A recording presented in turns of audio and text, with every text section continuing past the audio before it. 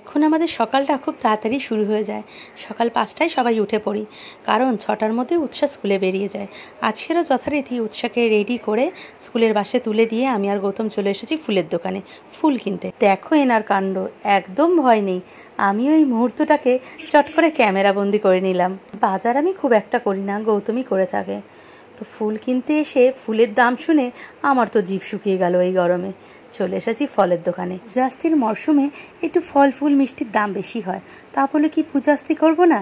আমরা মধ্যবিত্ত বস, দাম দরও করব, বাজারও করব, আর 12 মাসের 13 পার্বণ সেটাও জমিয়ে করব। তো সব নিয়ে বাড়ি চলে এলাম। অনেকটাই দেরি হয়ে গেছিলো বাজার করতে গিয়ে। বাড়িতে মেলাই কাজ জমেছিল, কোনটা ছেড়ে কোনটা করব কিছুই বুঝে উঠতে পারছিলাম না। শেষমেশ বিছানাটা দিয়ে শুরু করলাম। আজকের বিছানার চাদরটা একটু চেঞ্জ করে নেব, আর বিছানার বালিশের কভারগুলো চেঞ্জ করে নেব। তো ঝটপট কাজ শুরু করে দিলাম। ব্রেকফাস্টে আজকে রুটি আলু ভাজা। আমি খাবো না, এটা গৌতমের জন্য বানাচ্ছি। গত সপ্তাহ থেকে শরীরটা একদমই ভালো যাচ্ছে না, আবার শরীরটা খারাপ হয়েছে। আর সেটা তো আমি বারবার শেয়ার করেছি আগের ভিডিওতে। আর বর্তমানে তোমরা হয়তো নিজেরাও বুঝতে পারছো, কারণ ওয়াইটিতে আমি ভীষণ এখন ইরেগুলার হয়ে গেছি। একদমই ভিডিও পোস্ট করা প্রায় হচ্ছে না বললেই চলে। কখনো কখনো সপ্তাহে 1টা কিংবা 2টো ভিডিও, কারণ একদম সেই এনার্জিই পাচ্ছি না যে বসে ধরে এডিট করব বা ভিডিও করব। ভিডিও বা যদি বা হয়ে যাচ্ছে, এডিট করার মতো আর সেই ক্ষমতা থাকছে না। তার মধ্যে এত সাংঘাতিক গরম পড়েছে, আমি একদম গরমের জন্য নাজেহাল হয়ে যাচ্ছি। তো আস্তে ধীরে ঘরে সমস্ত কাজ করে নিচ্ছি, একবারে তো করতে পারি না। এদিকে বেলা বেড়ে যাচ্ছে, বেলা বাড়লে ঘরে তাপও বেড়ে যায়, ঘরে একদম রান্নাঘরে কোনো কাজ করতে পারি না আমি। তো গৌতমও আমার হাতে হাতে অনেকটাই কাজ করে দিয়েছে, গাছগুলোতে জল দিয়ে দিয়েছে, বাইরের রাস্তার দিকটা অনেকটা ঝাঁট দিয়ে দিয়েছে, জামা কাপড় আমার সাথে কাচাকাচি করে দিয়েছে। শুধু আমি তারপর মেলে দিয়েছি, কারণ গৌতমের অফিসের টাইম হয়ে গেছিলো, গৌতম অফিস বেরিয়ে গেছিলো। আর এই জামা কাপড় মেলতে গেলে না আমার ভীষণ কষ্ট হয়।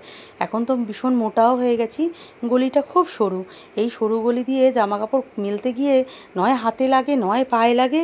যতক্ষণ না ছাদে সিঁড়িটা করতে পারছি আমি নিস্তার পাচ্ছি না। এইদিকে দেখো রান্নাঘরও আমার একদম পরিষ্কার হয়ে গেছে। সকাল থেকে এত কথা বললাম, কিন্তু তোমাদের যে ওয়েলকাম করব সেটাই ভুলে গেছিলাম।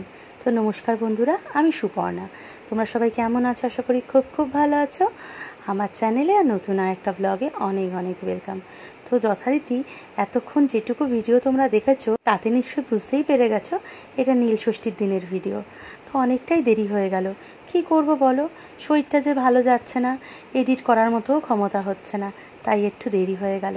তোমরা যেমন আমার আগের ভিডিওগুলো দেখে আমাকে সাপোর্ট করেছো আর করে এসেছো, জানি এই ভিডিওতেও তোমরা সেভাবেই আমাকে সাপোর্ট করবে।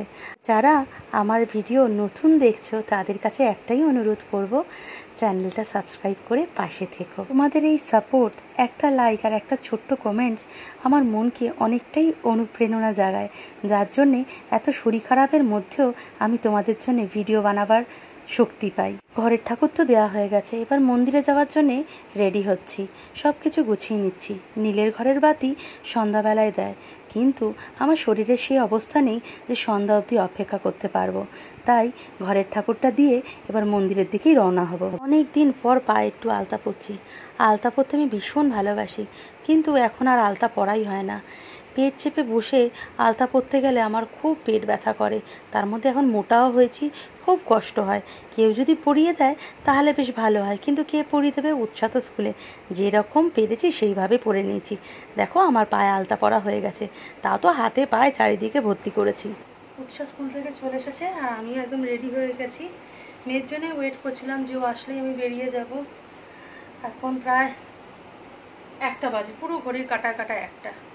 তো ঝটপট ঠাকুরটা দিয়ে আসতে পারলেই শান্তি। মা বললো 4টে অবধি নাকি ভালো একটা সময় রয়েছে, অমৃত যোগ রয়েছে। তো 4টের মধ্যে ইচ্ছা আছে, 4টের মধ্যেই হয়ে যাবে আশা করি। সব তো পুরো রেডি করে নিয়েছি। আর যত তাড়াতাড়ি দিতে পারবো মনের শান্তি এই কারণে, যার শরীরের অবস্থা যখন তখন বিগড়ে যেতে পারে, তার জন্যে ঝটপট গিয়ে আগে পূজাটা দিয়ে আসি। তো মা অলরেডি রেডি হয়ে গেছে। মা ফোন করলো, মেয়ে আসার জন্য ওয়েট করছিলাম। আগে মায়ের বাড়ি যাবো, তারপর মায়ের সাথে বেরিয়ে যাব। ঘর থেকে বাইরে বেরিয়ে এসে মনে হলো যেন সূর্য মাটিতে নেমে এসেছে, এতটাই গরম। ছাতা খুলেছি, এদিকে হাতে এতগুলো জিনিস নিয়ে হাঁটতে পারছি না। মাও আমার সাথে যাচ্ছে, মাকেও দেখাতে পারছি না ফোনটা ঘুরিয়ে। মন্দিরে চলে এসেছি, মন্দিরে এসে দেখি সে কি ভিড়। সবাই দুপুরে জল দেবে। আর এখানে এসে বুঝলাম যে আমি একা অসুস্থ না, সবাই অসুস্থ, ওষুধ খেতে হবে সবাইকে, তাই সবাই দুপুরে দুপুরে জল দিয়ে নিচ্ছে। মন্দিরে ঢুকতে প্রথমে বাবা মহাদেবের মন্দির, তারপরে মা সিদ্ধেশ্বরী মায়ের মন্দির। জয় মা সিদ্ধেশ্বরী, সবাইকে ভালো রেখো। আমার সন্তান যেন থাকে দুধে ভাতে, এই কথাটা কিন্তু চিরন্তন সত্য। প্রত্যেক মা সারাটা জীবন কাটিয়ে দেয় সন্তানের মঙ্গল কামনায়। চৈত্র সংক্রান্তির আগের দিন নির্জলা উপোস করে এও স্ত্রীরা তার সন্তানের মঙ্গল কামনার্থে বাবা মহাদেবের মাথায় দুধ গঙ্গা জল ঢালে এবং নীলের ঘরে বাতি দেয়, যাতে তার সন্তান সারা জীবন সুস্থ থাকে, নীরোগ থাকে। তো মায়ের তো পূজা দেওয়া হয়ে গেছে, আমারও হয়ে গেছে, কিন্তু আমার ভিডিও করে দেওয়ার লোক ছিল না, তাই আর ভিডিও করতে পারিনি। এখন ওদের সাথে চলে আসে, আজকে একাই এসছে। হ্যাঁ আলিমা আগের দিন ছেড়ে দিয়ে গেছিল। হ্যাঁ আলিমা গাড়ি আজকেরও নাকি বলেছিল। ঢালা হয়ে গেছে, এবার বাড়ি ফিরছি। সাংঘাতিক রোদ, আর ছাতা কাটাতে পারিনি। প্রথমে ভাবলাম আমি আর মা যে ফাঁকায় ফাঁকায় দেবো, এর জন্য কিছুক্ষণ বসেছিলাম। তারপর এত ভিড় হয়ে গেছে, আমি আর মা যে জল ঢালবা সেটারও জায়গা, মানে মারপিট লেগে গেছিলো। এ ওর পিছনে, এ বলছে তাড়াতাড়ি করো, ও বলছে তাড়াতাড়ি করো, গরমে সহ্য হচ্ছে না, এই করে করে। তাও তো মায়ের ভিডিওটা আমি জাপ করে করেছি। আমি যে ক্যামেরা সেট করে কোনো ভিডিও করবো সেটুকু করার আর টাইম পাইনি। ওই বাবা ঠাকুরের মাথায় জল ঢেলে তাড়াতাড়ি করে বেরিয়ে গেলাম। যা ভিতরটা ধূপের গন্ধ, চোখ জ্বালা করছে ধূপ আর প্রদীপের তাপে, মানে বসা যাচ্ছিল না। খুব আর আজকে গরমও ফেলেছে, এই কদিন মেঘলা ছিল, আজকে আবার ভীষণ গরম। গরমে গলা একদম শুকিয়ে গেছিলো। তো মার বাড়িতে এসেছিলাম জল খেতে, দেখি বাবা এসি অন করেছে, আর কে বাড়ি যায়, মার বাড়িতেই থেকে গেলাম। আর এইখানে ছোলা, শসা, আম, কাঁচা লঙ্কার বিনুন দিয়ে ভালো করে মাখছি। আজ আমরা প্রথম কাঁচা আম খাবো। নীলষষ্ঠীর আগে আমাদের আম খাবার নিয়ম নেই। আজকের বাবার মাথায় আম ছুঁয়েছি, আজকের থেকেই আম খেতে পারবো। এইদিকে ডোডো বাবু ওষুধ খাচ্ছে। ওষুধটা নিশ্চয়ই টেস্টি, দেখো চেটে পুচে চামচটা একদম পরিষ্কার করে দিল। বিকালে চলে এসেছি তোমাদের সামনে। এখানে সাবু মাখছি, সাবু, নারকেল, চিনি, কলা দিয়ে ভালো করে মেখে নিচ্ছি।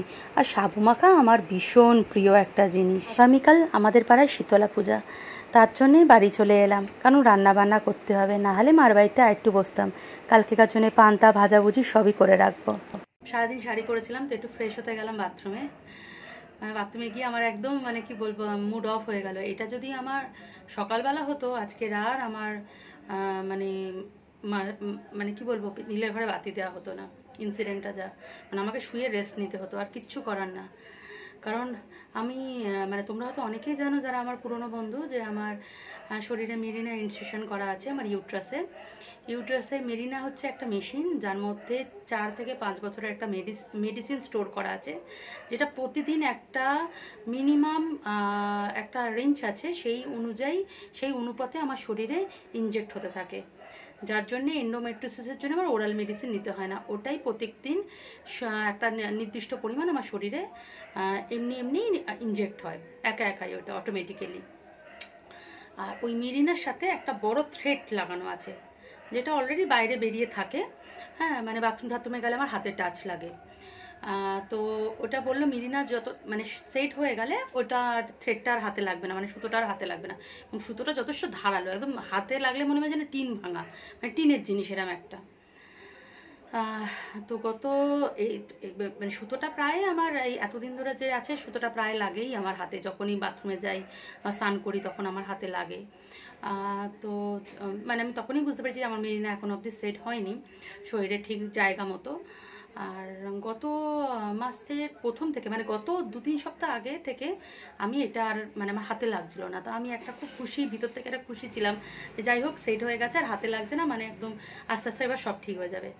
কিন্তু 2-3 দিন আগে থেকে, যেটা বললাম, গত সপ্তাহ রবিবার থেকে একটা পেটে পেন শুরু হয়। পেটে পেনটা যথেষ্ট, যে ধরনের পেটে পেনটা আমার উঠছে, আমার একটু ভয়ই লাগছিল পেটে পেনটা নিয়ে, যে কী হবে।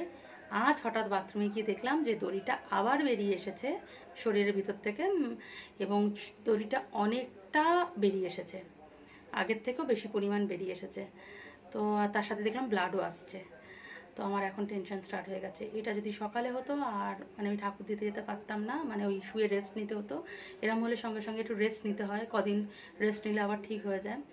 তো তো এখন তো আমার এইসব দেখে এখন কি করবো বুঝতে পারছি না। মানে গৌতমকে বললে তো টেনশন এক্ষুনি শুয়ে পড়বে, ও এখনই ওই দৌড়াদৌড়ি মানে কি করে পাগলামি শুরু করে দেবে। আর আমার পেটে অসহ্য পেন হচ্ছে, আমার সকাল থেকে একটা অস্থির হচ্ছিলো, আমার মনে হচ্ছিলো যে কিছু একটা সামথিং কিছু একটা হচ্ছে। আমার শরীর তো আমি তো বুঝতে পারবো যে কিছু একটা হচ্ছে। ভালো ভালো ঠাকুরটা দেওয়া হয়ে গেছে, এটাই অনেক। এখন একটু রেস্ট নিয়ে তারপর রাতের রান্নাটা করবো, আর পান্তা টান্তা যে রান্না বান্না দেখা যাক। মনটা একদম খারাপ হয়ে গেল এই যেগুলো দেখলে না, যখন মনে হয় যে একটু ঠিক হব, আবার সেই ঘুরে ফিরে সেই প্রথম মানে এগিয়ে যাচ্ছি, আবার ঘুরে ফিরে সেই জায়গাটায় এসে আবার পৌঁছাচ্ছি। মানে এগুলো একদম ভালো লাগছে না। দেরি না করে রান্নাটা ঝটপট বসিয়ে দিচ্ছি। শরীরটা যেহেতু একদম ভালো লাগছে না, একটা অস্থির হচ্ছে, আর তার মধ্যে অস্বস্তিকর গরম, রান্নাঘরে তো দাঁড়ানোই যাচ্ছে না। আরও সকাল থেকে এই যে শীতলা পূজার রান্না করব বলে নিরামিষ রান্নাবান্না হবে, কাজটাও বেশি বেড়েছিল। সকাল থেকে সব চারিদিকে ধোয়া মোছা করে আমি সব গুছিয়ে রেখেছিলাম, যাতে রাতে এসে আর কষ্ট না হয়, একেবারে যেন রান্নাবান্না করে নিতে পারি। আলু ভাজা, পটল ভাজা, কটা শুকনো লঙ্কা ভেজে নিয়েছি, ঢ্যাঁড়স ভেজে নিয়েছি, এদিকে ভাত বসিয়ে দিচ্ছি। তো আজকে ব্লগটা এইটুকু। তোমরা সবাই ভালো থেকো, সুস্থ থেকো। খুব তাড়াতাড়ি একটা নতুন ব্লগ নিয়ে চলে আসবো। চলো বাই, গুড নাইট।